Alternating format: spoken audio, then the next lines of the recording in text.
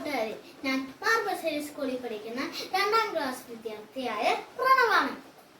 ഇവിടെ ഞാൻ വായിച്ച മായം കടുവ എന്ന പുസ്തകത്തിനെ കുറിച്ചാണ് ഞാൻ പറയാൻ പോകുന്നത്.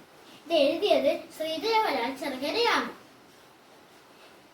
ഇതിന്റെ പേര് മായം കടുവ. പക്ഷെ ഇതിൽ കടുവയുടെ കഥ മാത്രമല്ല, മായന്റെ കഥ മനുഷ്യരുടെയും. 10 വയസ്സുകാരനായി ശ്രീകുട്ടനെ കാണാതായിട്ട് ഇപ്പൊ 2 ദിവസമായി. കുപ്പുസ്വാമി ആനയെ കൊണ്ട് കാട് കയറിയെന്ന് അറിഞ്ഞ എല്ലാരും ഭയപ്പെട്ടു. നിങ്ങൾക്ക് എന്തിനാണ് ഈ കുപ്പുസ്വാമി ശ്രീകുട്ടനെ കൊണ്ട് കാട് കയറിയത്? കാട്ടിനകത്തുള്ള മായന്റെ കൊട്ടാരത്തിൽ അകത്തുള്ള നിധി എടുക്കാനാണ് പോയത്. ഇതെല്ലാരും കൊലുമ്പൻ കാട്ടുമൂപ്പനായ കൊലുമ്പൻ അറിയിച്ചു. കൊലുമ്പൻ കാട് കയറാമെന്ന് സമ്മതിച്ചു. കൊലുമ്പൻ കാട് കയറി. നിങ്ങളൊരു കാര്യം ഓർത്തോണേ, കൊലുമ്പൻ മൂപ്പൻ കാട് കയറുമ്പോൾ ഞങ്ങളും കൂടെ കാട് കയറുന്നുണ്ട്. അപ്പോൾ കൊലുമ്പൻ മൂപ്പനും ഞങ്ങളും കാട് കയറി. അപ്പോൾ കാടും കാട്ടരുവിയും കാടിന്റെ ശബ്ദങ്ങളും എല്ലാം കാണാൻ പറ്റും. എന്നിട്ട് പുലി, കടുവ, സിംഹം, കരടി, വേരാമ്പൽ അങ്ങനെ പല തരത്തിലുള്ള ജീവികളെ നമുക്ക് അടുത്തറിയാൻ കഴിയും.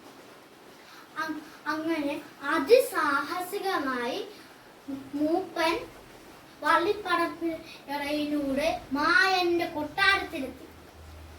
ഈ മായൻ ആരാ? മായനാണ് നമ്മളെ കഥയുടെ കഥാനായകൻ. അവനൊരു കടുവയാണ്. അവന്റെ ഭാര്യയായ മീറു കഥാനായകി.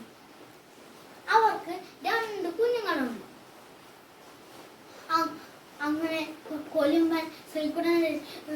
അങ്ങനെ കൊലുമ്പൻ ഒരു അതിഭയങ്കരമായ കാഴ്ച കണ്ടു. പാതി കുപ്പുസ്വാമി അവിടെ കിടക്കുന്നു. അതിന്റെ അടുത്തായി ശ്രീകുട്ടൻ പേടിച്ചിരിക്കുന്നു. അപ്പോൾ കൊലുമ്പൻ മൂപ്പൻ ശ്രീകുട്ടനെ രക്ഷിക്കാൻ വന്നപ്പോൾ മായനെ കുടുംബം മായന അടുത്ത് വന്നപ്പോൾ കരിനാഗങ്ങൾ കൊലുമ്പനെ സഹായിച്ചു. അങ്ങനെ വിജയകരമായി കൊലുമ്പൻ മൂപ്പൻ ശ്രീകുട്ടനെ കൊണ്ട് നാട്ടിലോട്ടു. ഇതിൽ നിന്നും നിങ്ങൾക്ക് ഒരു കാര്യം മനുഷ്യർക്ക് കാടിനോടുള്ള അടുപ്പം, കാട് മനുഷ്യരെ സഹായിക്കും. ഇതിൽ മാടൻ എന്ന് പറഞ്ഞൊരു ആളുണ്ട് കേട്ടോ. അയാൾ ഭിക്ഷക്കാരനാണ്. അയാളുടെ മകൻ ലഹരിക്ക് അടിമയാണ് ജീവിക്കുന്നത്.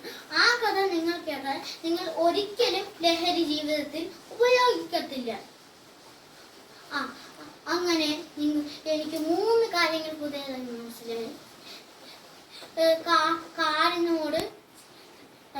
കാടിനോട് ചേർന്ന് ജീവിക്കണം, ലഹരി ജീവിതത്തിൽ ഒരിക്കലും ഉപയോഗിക്കരുത്, പരസ്പരം സഹായിക്കണം, ആപത്തിൽ പരസ്പരം സഹായിക്കണം.